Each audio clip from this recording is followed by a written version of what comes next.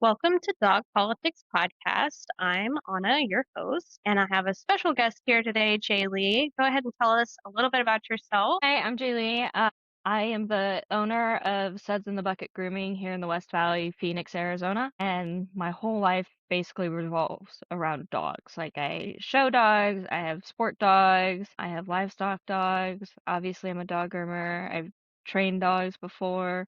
I think the only thing that I haven't fully touched on is like vet med,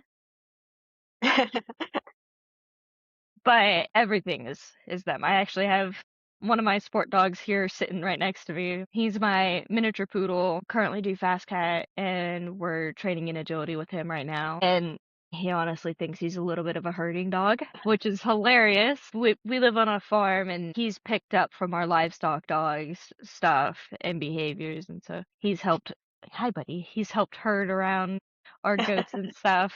And then my main show dog is a Shikoku Ken. So it is a Japanese hunting dog. They're really rare at this point. I believe there's under 3,500 in the world. Yeah. And unfortunately, with some of the Japan traditions, is it can be a little hard to get dogs not only from there, but ones that fit what we are seeking here in the States. In Japan, they are working dogs, they are hunting dogs.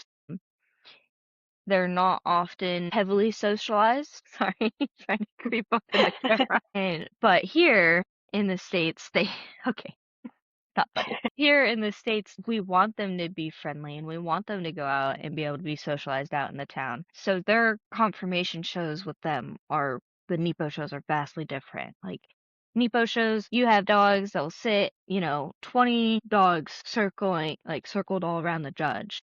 And they want these dogs to not necessarily attack the judge, but to show some aggression because they want what's called kani, which means inner fire. So they want these dogs to have a big and tough, beefy expression on them. Versus here in the States, we want to be able to go up to them and be like, oh my goodness, blah, blah, blah, like judge his face Right. right in the dog's face. Yeah. Which, with a lot of these dogs, a lot of the Shikoku, if you stick your face in their face, it's, oh, Yeah. this is fighting words, right?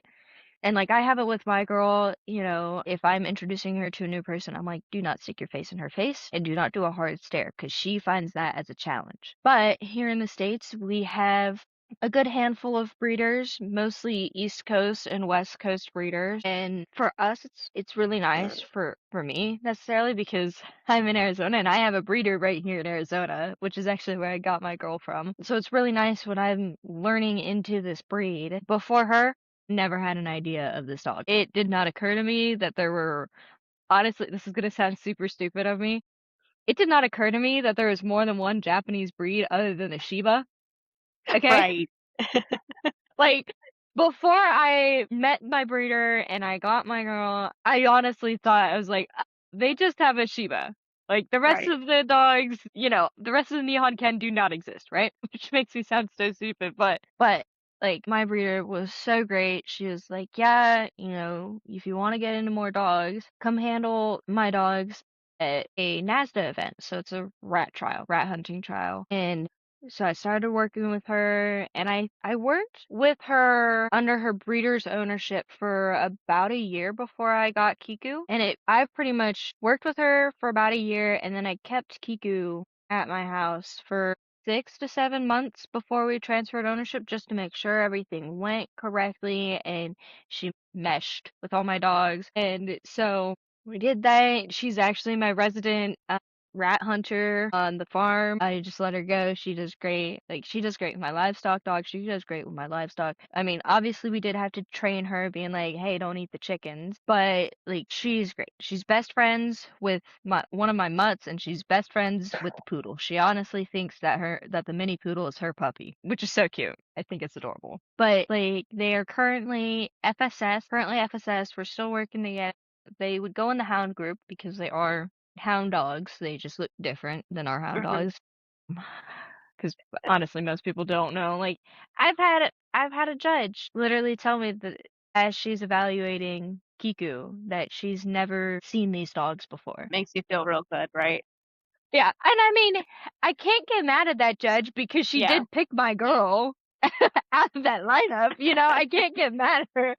But, like, these dogs are so rare. Even though they are fully accepted in UKC and, she has her grand champion in UKC, they're still so rare. Like, even at our nationals in UKC, the premier that is held up in Kalamazoo, we normally don't even have 10 Shikoku. Like, we're for our nationals, that's what it is, right? And like I get it, like it's in Michigan and for us West Coast people, that's a lot farther to drive and stuff. But like it is a very rare breed. Here in Arizona, when I do open shows in AKC, most of her breed competition, she's either related to in some shape or form, or they're my breeder's dogs, right? So there's not a whole lot of breed competition.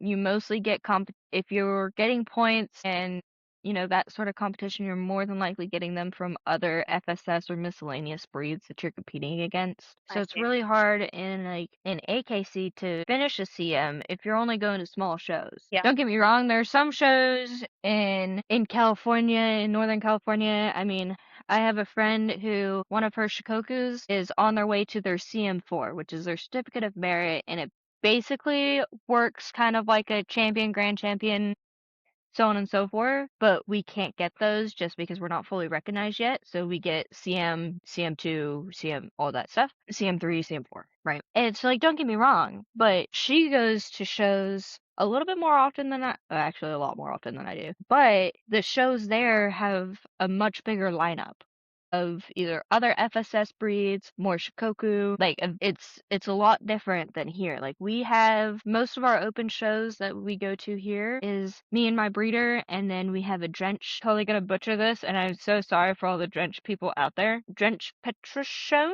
I think that's how I pronounce that dog.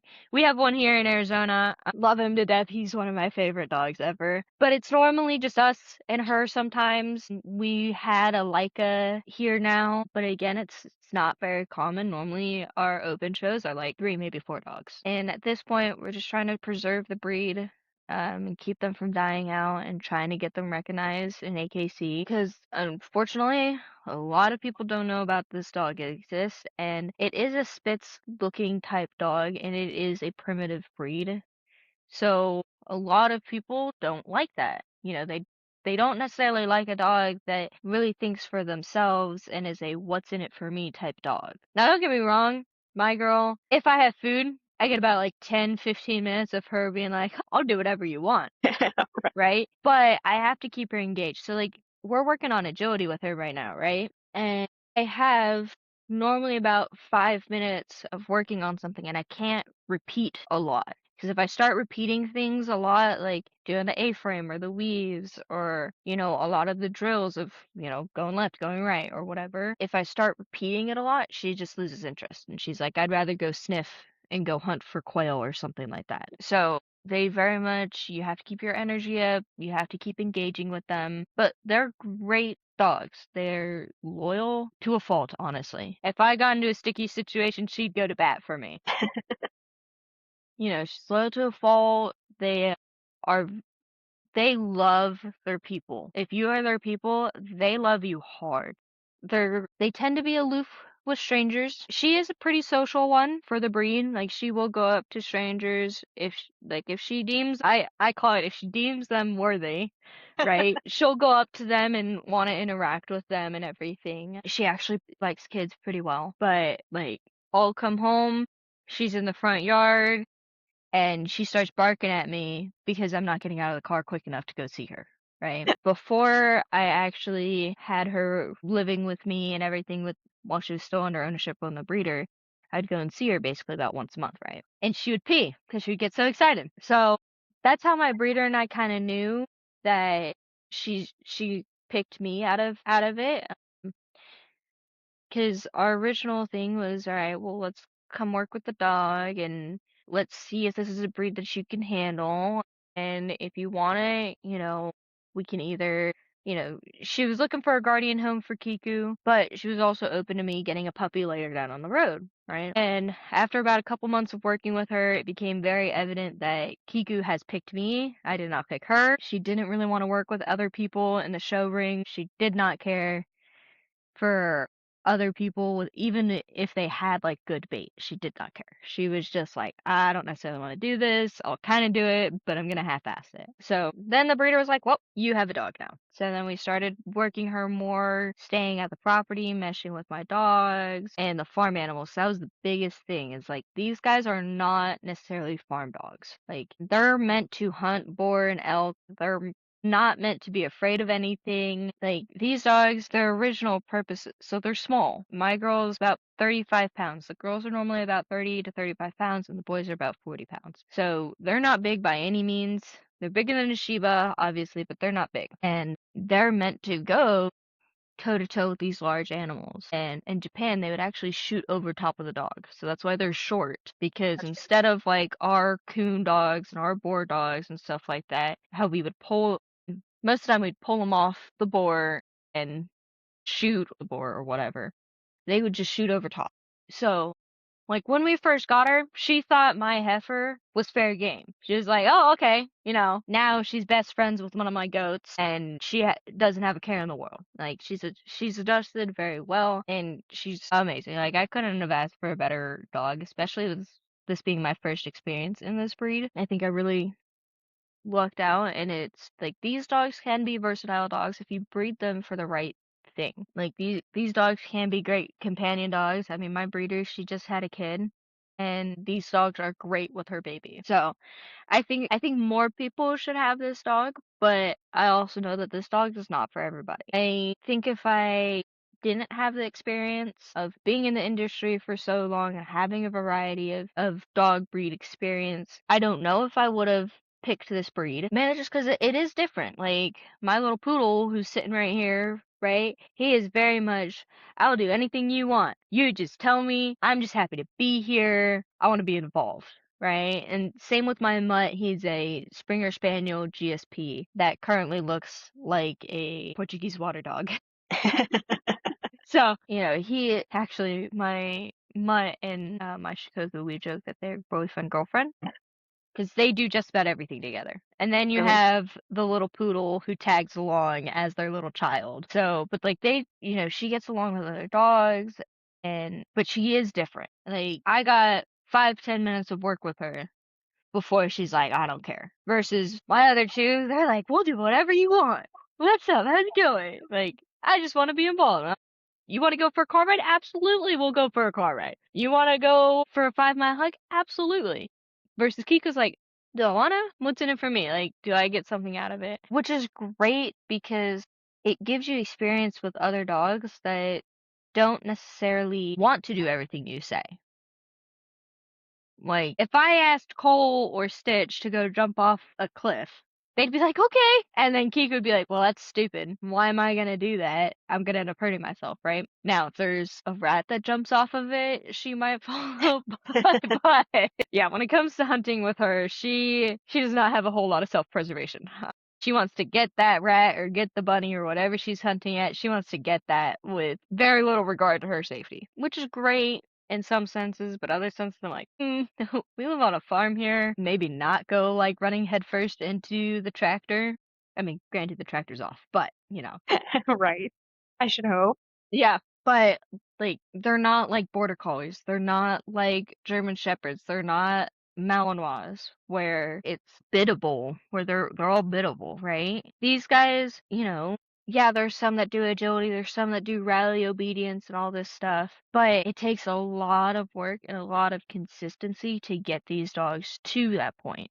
They're just like other spits and primitive breeds where they are a little harder to train. Like they probably aren't the most reliable to take off leash, right? Or to be around little small prey driving animals. Like I have baby turkeys in my bathroom right now because I'm currently hatching them to grow for Thanksgiving, right? She stands at the door of the bathroom for easily 5 to 10 minutes before she'll leave them alone because she hears them chirping. She hears them chirping. She wants to eat them, right? So we calling her name and I could be trying to bribe her with a treat. But she's like, no, this is what I want, right? Versus my little poodle who also wants to eat them. All I got to do is say his name and he's like, okay, I'm coming, right? So there's just like, there's differences that you could see, especially when you have biddable breeds and then a primitive breed, there's night and day differences that you could see just every day with them. Like she does have resource guarding.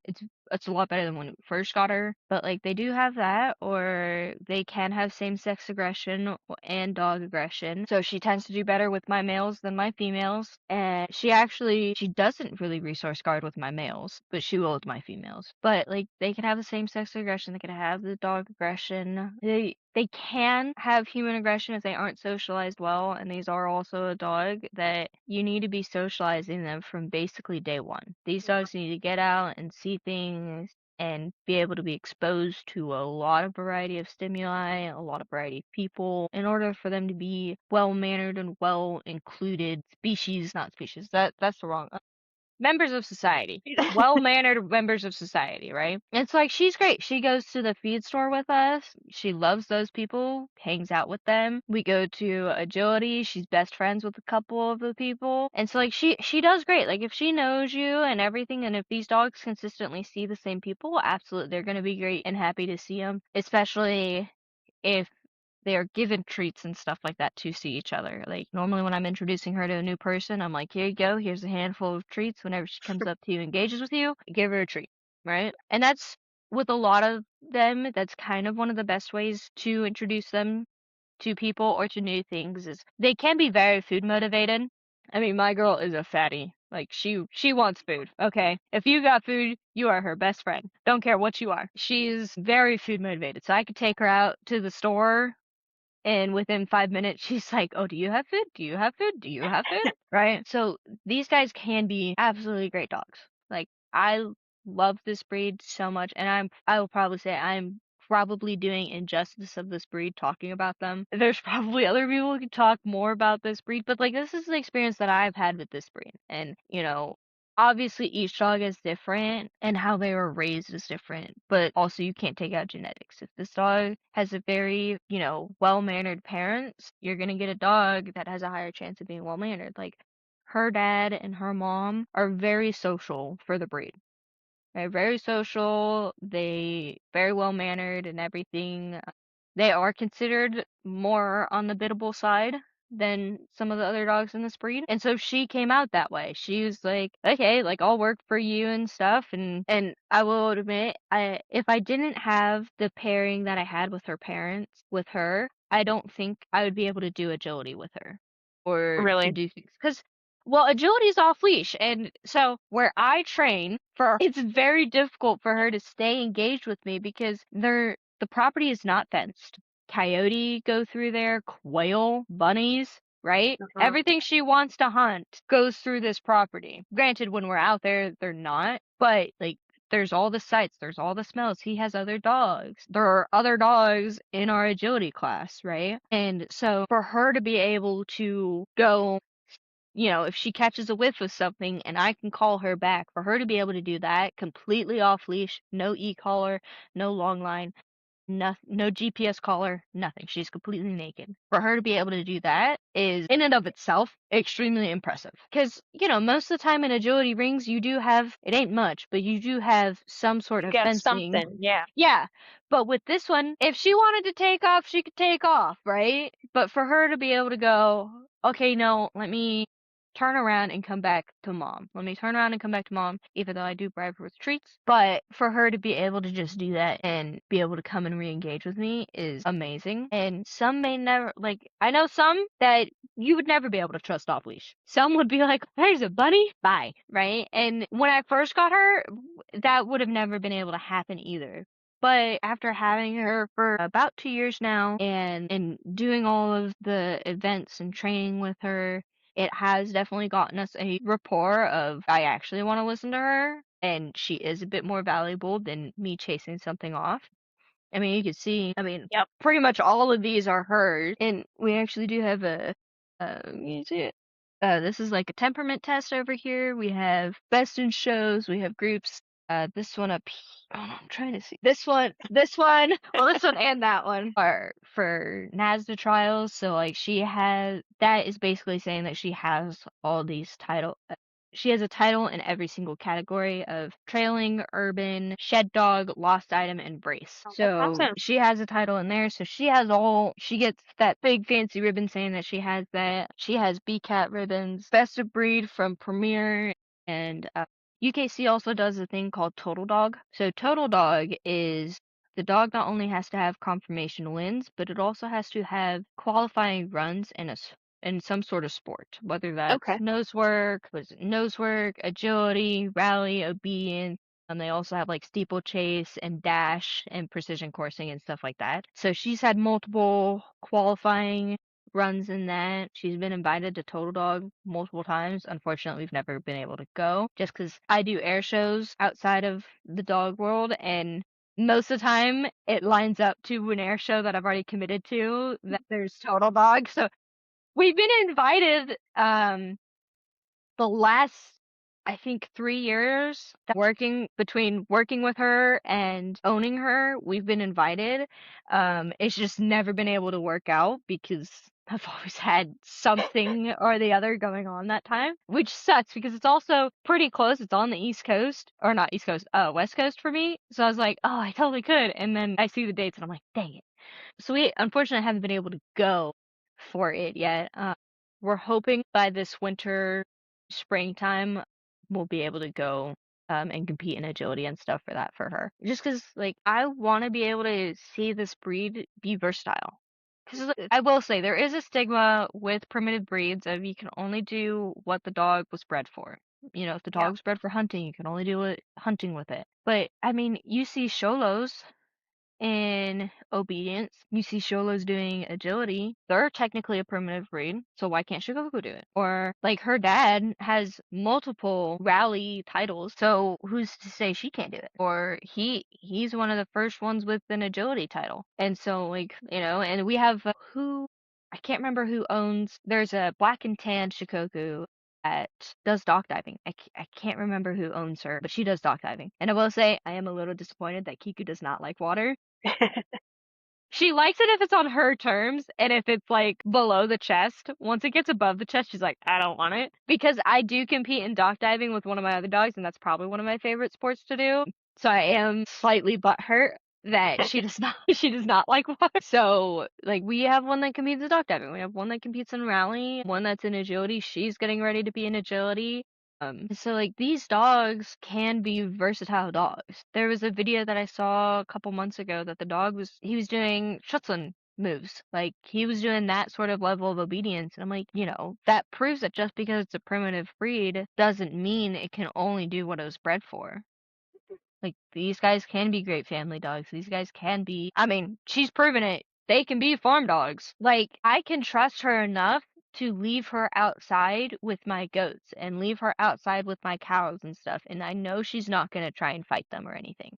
Like there was one instance that I could tell you that one of my goats is very much of a bully. And the goat went after Kiku and Kiku didn't even want to hurt the goat. Like our goat had her pinned up against a wall and was honestly trying to do some damage to Kiku. And Kiku could have 100% went for the jugular. She could have went for the throat. And honestly, I wouldn't have been mad because the goat was trying to hurt her, right? She went for the leg and let go as soon as the goat got off of her and came over to me, right? Versus, you know, she very well could have went after that goat, went after the throat, or even if she went for the leg as soon as the goat went off, she could have chased after him. But she's understood that these goats are friends. You know, she doesn't have to eat or anything like that. You know, she can be friends around him. She's been loose around my chickens and my ducks and my turkeys. Like we have a lot of rodent issues in our coops, so I will let her in there, and she ignores our chickens. She ignores our ducks. She ignores the turkeys, even though they're being obnoxious and they're flying and flighty and trying to get away, but she understands her job. She knows, okay, the rats are fun. I can kill the rats. I get in trouble if I kill the chicken, right? She has been a great farm dog. I can trust that she can go into the yard and not kill an animal. Would I leave her unattended with our chickens? Probably not. But like, you know, I don't have a fear that if she gets into our pasture, into our backyard with all of our livestock, that she's gonna kill a goat or something. So like she's proven that she could be a farm dog. And I do plan on breeding her probably this winter just because, summertime, it's so hot here. It's already Yeah. triple digits and it's not even June. So puppy raising in the summertime, not Yeah. happening. So like I do plan on breeding her in either the winter, like the fall or winter time. And so yeah, these puppies are going to be raised on a farm. They're going to see all the chickens, they're going to see all the goats and everything like that. And I can't imagine her puppies not being okay on the farm, especially with the boy that's planned. He's very biddable and he has everything that I would want in a male and it complements her very well. And so I can't imagine those puppies not being able to handle farm life and seeing those experiences. And honestly, I will say farm dogs, like everybody needs to have a dog that has experienced a farm because their confidence is so vastly different. So I have a grooming client of mine who started out so insecure, afraid of his own shadow. And I slowly introduced him to my dogs and then I introduced him to a couple of my farm animals and now he's probably one of the most confident dogs I've met. Just because, like, there's so many sights, there's so many smells, there's a vast variety of, what is the word? Intel, no, vast variety of input on things that the dogs can thrive on things and, letting them have an outlet to things so they're not cooped up in the house all day. Like my poodle, I could tell you his energy level. If I were to have him in an apartment, my God, he would drive me crazy. He is out in the farm all day, every day. He does the farm chores. He climbs up on bales of hay. He's also a very odd dog of wanting to be high up on things. Like, there have been times where he's like, that looks high. Let me try and get on this thing, like up on the tailgate of a truck. Or we have a trailer that we have our hay stacked on, and normally it's 2 to 3 layers high. So it's taller than me. I mean, I'm not very tall. I'm 5'5". But it's probably about 6 feet in the air and six or more feet in the air and he goes, I want to get on that and finds a way to climb up on there. He was probably about 3 months old going on the farm when he saw that I had a teeter-totter for the dogs and he went up on it his own, right? All of my dogs that I've raised on the farm have been very confident dogs versus the ones that I had before I lived on a farm. They're so anxiety driven. And don't get me wrong, some dogs can be out of a farm and be totally fine, right? But from what I have seen on personal experience, I think farms do great for dogs. I think it's great. And it's just like hiking, right? You have so many sights and smells, and I personally believe a lot of dogs need to get out and do more than just their neighborhood walk. Absolutely. I don't think I would have had it as great of a Shikoku or a miniature poodle or a mutt as I have if I didn't do hikes with them or agility or anything like that. Because I will say my poodle, he does have he is a bit more of a nervous dog. He's a bit more unsure of the world. That was a bit of our fault. We didn't socialize him all that best when he was very little. But after we started doing him agility, he's really confident. He goes up to strangers now. Just the other day, he went up and completely engaged with a stranger in agility class and actively ran a course with her. And Kiku did the same too. She was like, "Oh, I don't want to do with you, Mom. I want to do with this new person," and ran up to her and was engaging with her. And so, like, honestly, I think the more people do with dogs, the better the dogs are. And I mean, I've seen it so many times of, working in a grooming salon, and I'm sure you know too, because you work in a grooming salon. You've seen it of these dogs that are absolutely coddled and they do not touch grass. Yep. They're carried everywhere. They don't really touch grass, or the only time that they leave the house is going to the vet, going to the groomers. So they are just so anxiety driven and they don't know anything. Or there's even dogs that get out a little too much without any discipline or without any Right. structure and stuff. And they're running up the walls and absolutely crazy and wanting to say hi to everybody. So like, I think while yes, people need to do more with their dogs, they also need to implement structure with the dogs, just because dogs do thrive off of structure. I know some people think it's mean to kennel train their dog or to put boundaries in place with their dogs, but the dogs thrive off of it. Or You know, it's natural for them. They all have a hierarchy in a pack setting, in a group setting, and you know, you can sit and watch them all day long of, okay, here's the, you know, here's not necessarily the alpha, because we all know the alpha theory has been debunked, but all right, here's the senior dog, and then it flows from the pack, or like when you get a new dog, then they all have to figure out where everybody stands back in the pack, where that new yeah. dog stands. And it's just like all my dogs, they start out 0 bedroom privileges. Okay, they sleep in the crate. They're not allowed in the bedroom unless they're invited. I have tile outside my door and then it's wood inside. It's a wooden floor. So they know if they step on the wood, I'm gonna yell at them to get out and they have to sit at the door and wait. Because like for me, I will say I'm one of the people I don't tolerate them being high energy in the bedroom.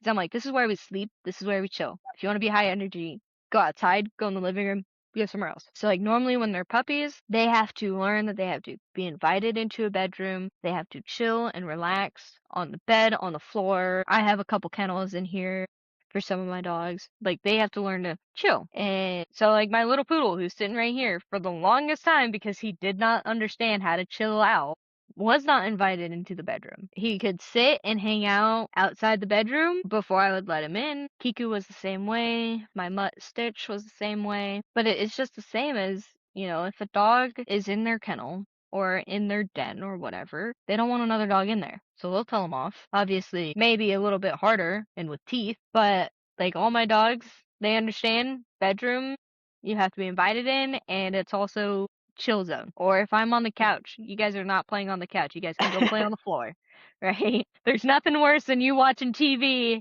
and your dogs are playing and then they smack you in the face because they're playing with each other, right? I'm sure you've experienced it before. Yeah. Oh goodness.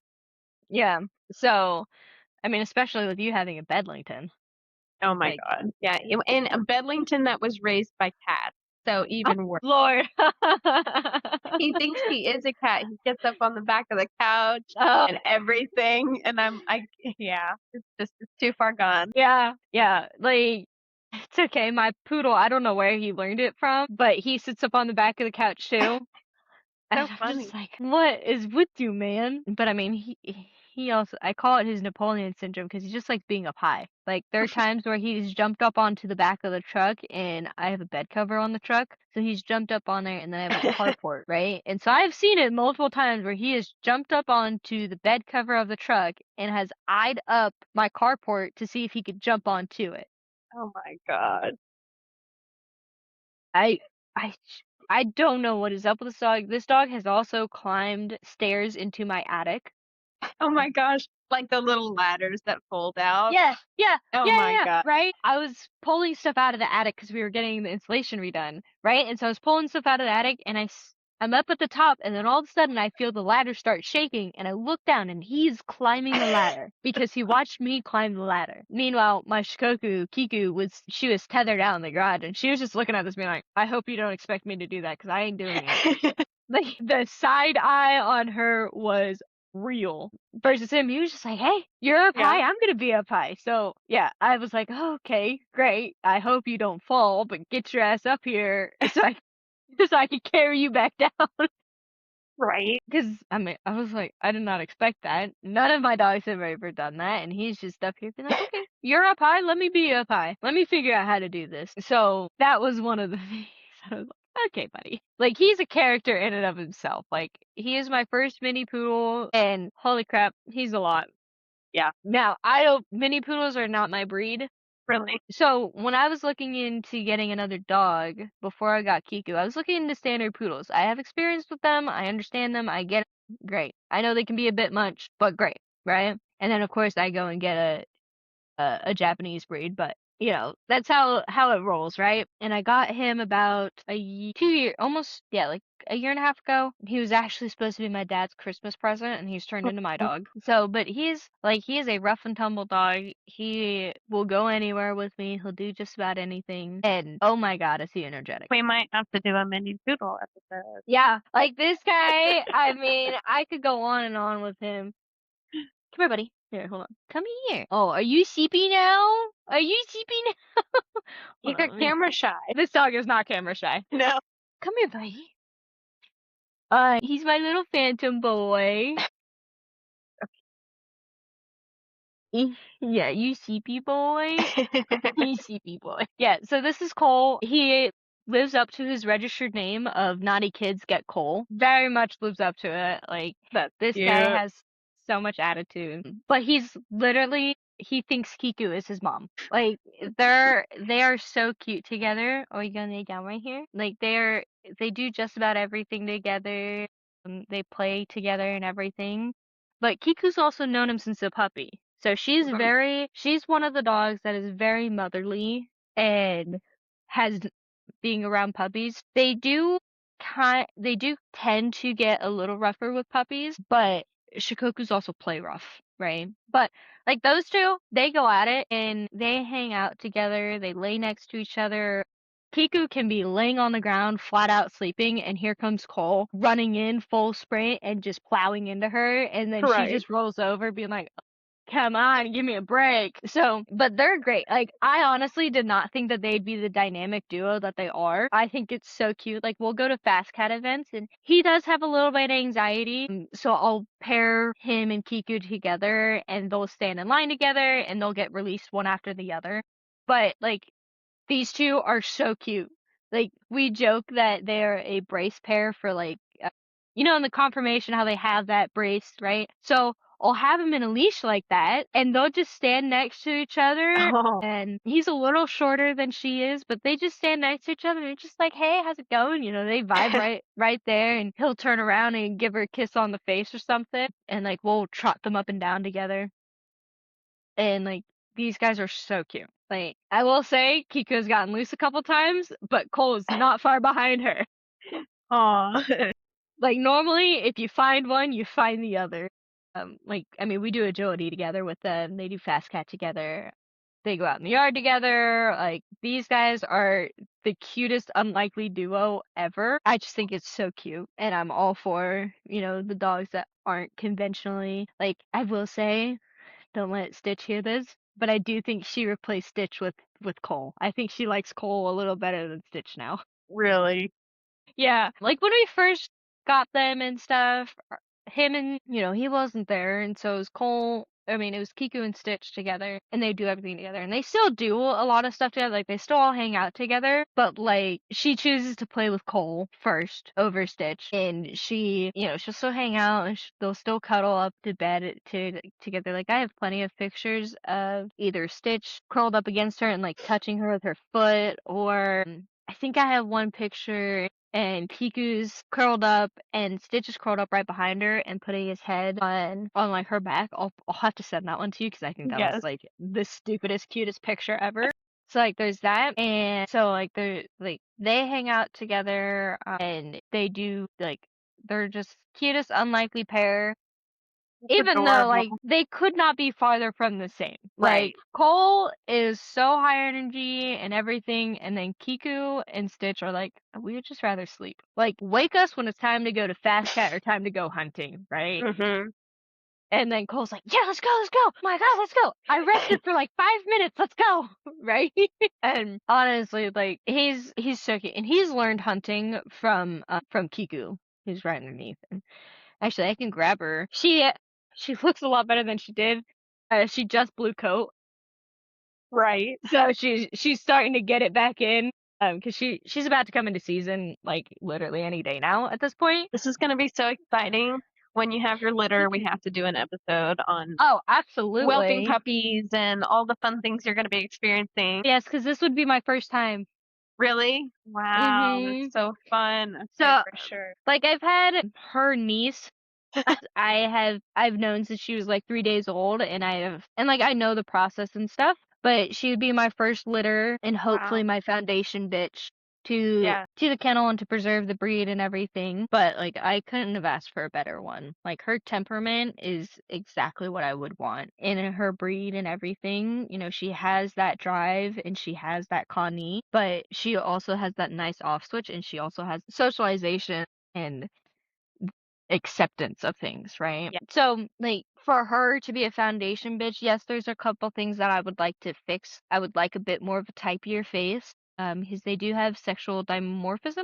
Yes, that's the correct word. They want sexual dimorphism so that you can look at a male and you can look at a female and see in their face that, okay, this one's a male, this one's a female, right? Okay. I see. So she does have a little bit more of a boyish face. So the male that I'm hoping to pair her with, he does have a line of a lot of strong sexual dimorphism in his genes, and so does she. She got the more boyish face, Yeah. right? Gotcha. And that's literally the main thing that I would want to fix on her. She's very well balanced. She's a great mover. She has the Connie and everything. It's just the face. You know, the face is the biggest thing, but also in Nepo, that's the first thing that the dogs look at is they look at the expression. That's the first thing that the judges look at.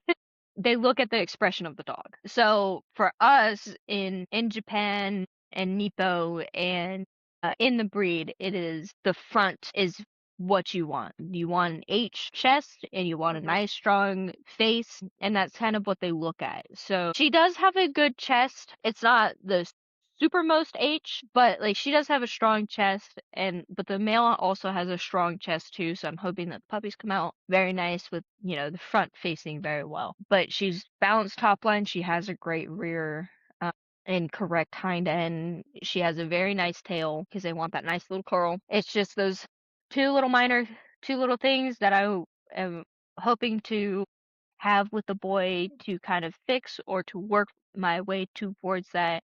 Just because I know, like, whatever dog ends up being the best, you know, I'm gonna love it. And I personally, I don't have a preference. You know, some people are boy dogs, some people are girl dog. I don't really have a preference, you know. Originally thought I wanted a girl and, just had it in my head. And then I thought more about it. And after Mhm. talking to my breeder, she was like, the boys just bond better to girls. And that's all she had to say. I was like, yeah, no, that's what I want. Plus they're easier to show. They have the eagerness to please and a bitch Mhm. does not care, Yeah. you And know? I will say I've lucked out with her that she does, Yeah. you know, engage and stuff. I will say I am leaning towards a boy, but these guys also don't have big litters. Like they typically Do have they really not? 2 to 4 is pretty Oh, typical okay. for them. Sometimes Wow. you get 6, but they typically don't have a big litter. So I'm like, for me, especially with her being my foundation bitch and stuff. For me, I'm like, I'm okay if it's a girl. Would I prefer a boy? Maybe. Just because, again, like you said, it is easier to show a boy. It's easier to show a boy. They tend to bond better. I mean, this little